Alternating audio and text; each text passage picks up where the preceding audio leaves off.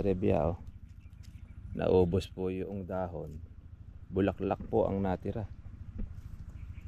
Ganyan po kasipag ang kalamansi. Pagka panahon po ng kanyang pagbubulaklak sa tag-araw, talagang kapal po ng bulaklak niyan. Kaya lang syempre, hindi naman po batayan po ang maraming bulaklak para maging maraming bunga. Nandiyan pa rin po yan sa pag-aalaga. Kung maraming ang bulaklak at kung masisira naman ang bulaklak ninyo, useless lang din. Importante dyan, ang bulaklak po na ito ay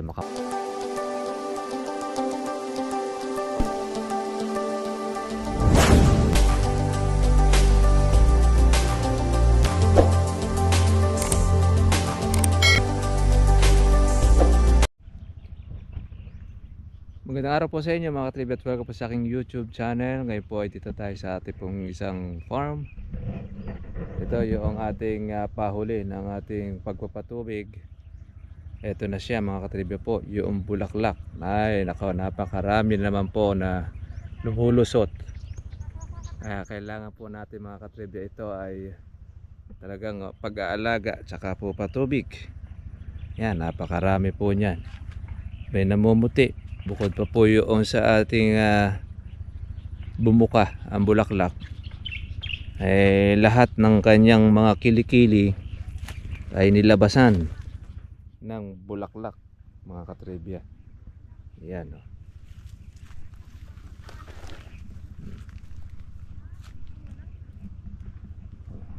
Yung ating kasama, yan, nilinis na po niya yung kanyang daanan ng tubig para maginhawa. Ayan, kapal po ng bulaklak mga katribya.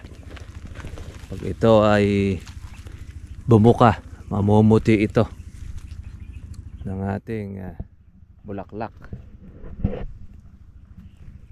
At tuwing ikatlong araw po ang pag-i-spray natin dito mga katribya, kasi kailangan po natin ito ay maagapan dahil yan po ang mga masiselang part mula doon sa paglabas po ng bulaklak, lalo na po hanggang sa pagbuka o yung kabanguhan.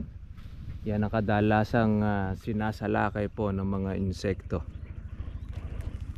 At syempre importante dyan mga katribya, huwag matuyo ang bulaklak ninyo sa inyo pong ginagamit na gamot. Kasi pag natuyo ang bulaklak po ninyo at hindi po nakabuka, useless din po ang inyong paggastos, useless po ang inyo pong pagpapakahirap dahil hindi po kayo mga katribya aani.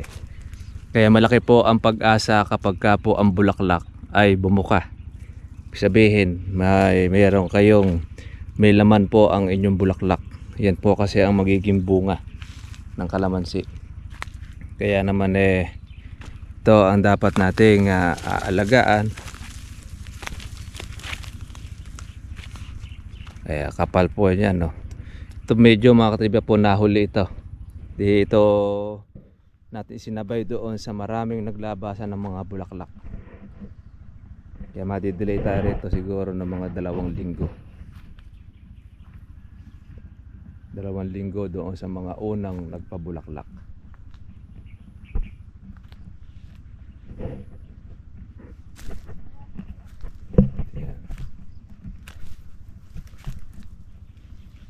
Meron tayong bunga. Ayan, tinubigan na ito ni Bernabe, kaya basa siya.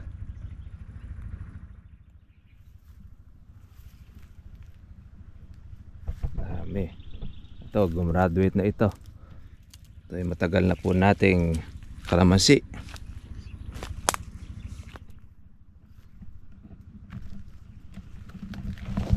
Yung kabila po ay nagtutubig, ay pumipitas. Ayan mga katribya, oh. Naubos po yung dahon. Bulaklak po ang natira. Ganyan po kasipag ang kalamansi. Pagka panahon po ng kanyang pagbubulaklak sa tag-araw, talagang makikita ninyo namumuti. Ang kailangan lang talaga dyan, iba yung pag-aalaga para hindi po siya malaglag o masira. Yan, kapal po ng bulaklak niyan. Kaya lang syempre, hindi naman po batayan po ang maraming bulaklak para maging maraming bunga. Nandiyan pa rin po yan sa pag-aalaga. Kung maraming ang bulaklak at kung masisira naman ang bulaklak ninyo, useless lang din. Importante dyan, ang bulaklak po na ito ay makapagtuloy. Dahil pag nagtuloy siya, malaki po ang pag-asa na tayo ay umani ng maayos. Ayan. Mabuti ng bulaklak ito. Sigurado. Ayan, pati yung supang niya mayroong daladalang bulaklak, oh. Basta kailangan lang nito magbubutihan lang po ang pag-i-spray. Ito yung ating batang kalamansi. Nakadami niyan. Para yata mas makapal ito sa isa nating lugar, ng bulaklak, dami. Akala mo siyang sampagite.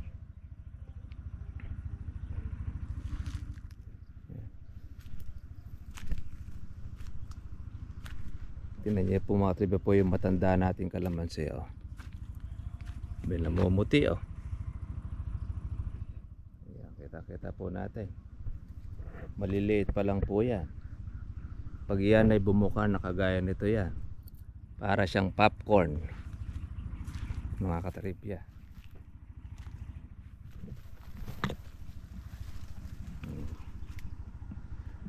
Meron rin po tayong gahulin.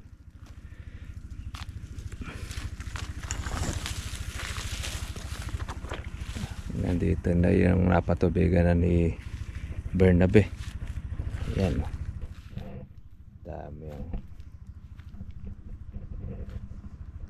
lahat ng kilikili meron. Hanggang kasulok-sulukan, hanggang sa kaloob-looban. Galit na galit. Bulaklak niya parehas naman. Huwag nating hilahin at sisira yung bulaklak. Ayan.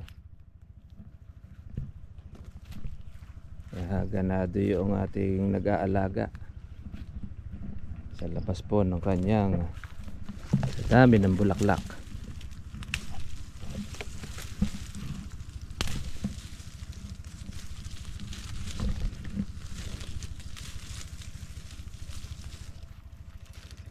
Dami.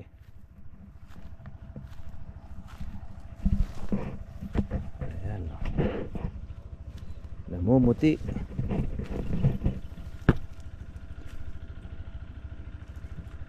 Malalaman natin ito pagka magtutuloy. Sa ngayon ay wala pa tayong kasiguraduhan dyan. Hanggat hindi natin ito napipitas at nahahawakan po ang benta niya, ay hindi pa natin magiging ani. Yung bulaklak po na yan na hindi pa rin po yan sigurado. Pag yan po ay mapapalpak ka pa ng alaga dyan, possible pa po yan na malaglag, masira. Pero ang importante dyan sa bulaklak, mga katribyayaan, ay makabukas siya at makalaman para malaki-laki pag-asa. Gaya niyan, no?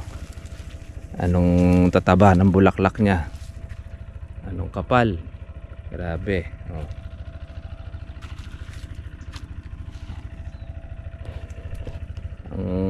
Ang ani nito by June na, mga katribya. Sa June na po ito yung ating sampagita. Yan, oh. Tingnan niyo sa ilalim, oh. Maliliit pa lang, ikitang-kita mo na.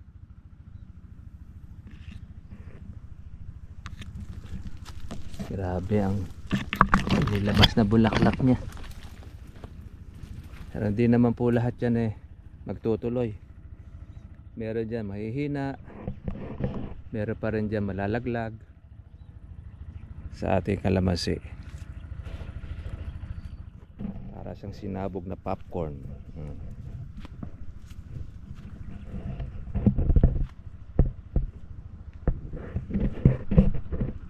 taba naman ng mga bulaklak niya. Kaya sa ganito, aagapan po natin ito mga katribya po ng ating pagpapatubig. Kaya ganyan po ang labas. Ayan, mga katribya.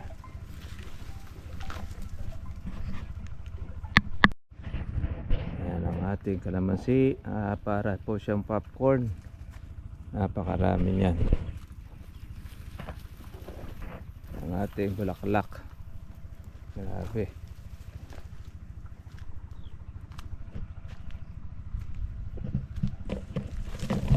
At continuous lang ang ating pag-aalaga. Ayan, magiging ganyan din po ang kalamansi ninyo. Puro organic lang po itong ating isinabog. Wala tayong ibang inihalo. Yan po ang result ng ating kalamansi. Napakarami pong nilabas po na bulaklak. Sabi ng iba, napakadali raw magpabulaklak ng kalamansi. Doon sa marunong, pero pagka po mga bago, natural, hindi pa niya alam po ang pagparaan po ng pagpapabulaklak. Kasi merong iba, nagpapabulaklak, ay lumabas ang bulaklak ng kalamansi niya. Meron naman iba, gusto pa ibawasan po o nilalaglag naman ng bulaklak ng kalamansi niya. Pagka panahon ng tagulan, may nagtanong sa atin, paano raw ba maglagas ng bulaklak sa kanyang kalamansi. Wala naman tayong turo na gano'n na maglalaglag tayo ng bulaklak. Sa atin, kung ano po yung nilabas sa bulaklak niya, yan po ang kanya magiging tuloy-tuloy na bunga. Gaya ganyan, marami. Sabi ng iba, bababa naman ang presyo ng kalamansi dahil kat marami raw bulaklak. Hindi naman lahat po ng mga maraming bumulaklak ay magtutuloy ang bunga. Dahil pag hindi po rin alam ang sikreto ng pag-aalaga, masisira rin po yan. Nasa pag-aalaga yung mga katribya. Pero po yung dami po ng bulaklak, tsansa mo naman ito para maging marami bunga mo. Kumpara mo naman doon sa wala pong bulaklak ang kalamansi, wala kang tsansa na kumita o jumakpat po doon. Pero yung ganitong maraming bulaklak, may chance ka. Pero hindi ka pa sigurado dyan. Hanggat hindi pa siya nagtutuloy o nagbubunga at napipitas at nahahawakan, nakakarating sa bulsa mo, hindi pa sigurado ang iyong kita doon sa kalamansi. Maliban na lamang kung ito ay iyong nang mahawakan, napitas na. Dahil kahit maraming bunga yan, kung mapipitik naman po ng magnanakaw, hindi mo pa rin hawak. Pagka yan ay nasa bulsa mo na, yun na po ang sure na iyong kita sa inyong kalamansi. Ayan, maliliit pa lang po ang bulaklak, namumuti na. Sandamakmak ng ating binulaklak. Ayan, puti na siya. Pagka nag-bloom pa lahat yan, ayan, sigurado. Napakaganda po ng binulaklak niya. Lahat ng kilikili nilabasan.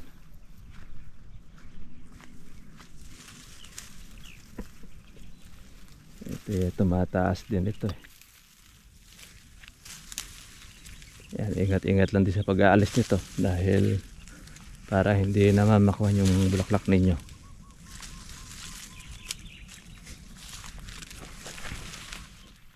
Nakapal. Ganado yung ating nag-aalaga. Dahil lang tagapag-alaga natin dito, porsyentuhan. Yung 20%. Lalabas lang po yung upang pitas. Sa nag-alaga po yung 20%, 80% sa may-ari. Wala na pong labas ang gastos doon. Sa may-ari na po ang gastos lahat. Baga sa kanya yung trabaho, alaga, saka yung gamot.